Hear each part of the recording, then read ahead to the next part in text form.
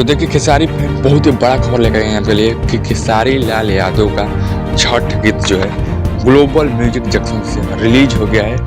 बिहारी पियाज जी हाँ, बहुत ही बढ़िया और वीडियो क्वालिटी के साथ। और उसमें वीडियो क्वालिटी में काम किए हमारे कोमल सिंह और खेसारी लाल यादव। और गाना को लिखे हैं विशाल सिंह और डिक्की जो है म्यूजिक दिए हैं। और बिहारी पियाज खेसारी लाल यादव का गाना जो है भाई साहब बहुत ही जबरदस्त है, लेकर आ गए। अब छठ गीत की शुरुआत कर दिए आपका ट्रेंडिंग स्टार खेसारी लाल यादव। अभी तक हमने आप नहीं सुना है तो जाकर सुन सकते हैं। बिहारी पियाज हमारे बिहारी भाइयों के लिए एकदम बेहतरीन छठ पर्व है जो खेसारी लाल यादव ने जाकर रिलीज कर दिया है ग्लोबल म्यूजिक जंक्शन से।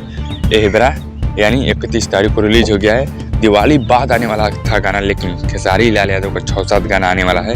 इसी की वजह से खेसारी लाल यादव का गाना जो है 31 तारीख से ग्लोबल म्यूजिक जंक्शन से रिलीज हो गया है। और खेसारी म्यूजिक वर्ल्ड से भी आएगा खेसारी लाल यादव का छठ गीत। आप लोग जाकर जरूर सुने।